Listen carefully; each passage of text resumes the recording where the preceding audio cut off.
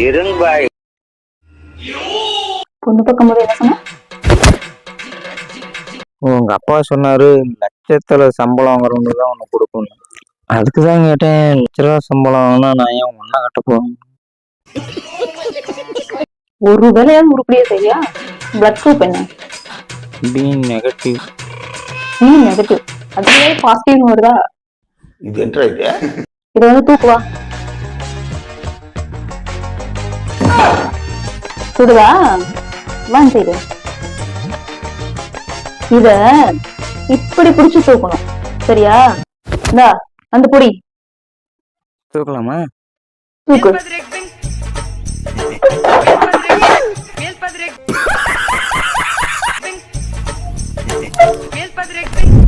அவ்வளவுதான், நம்மள முடிச்சு விட்டீங்க போங்க. டேய் அவன் செத்துட்டான்டா.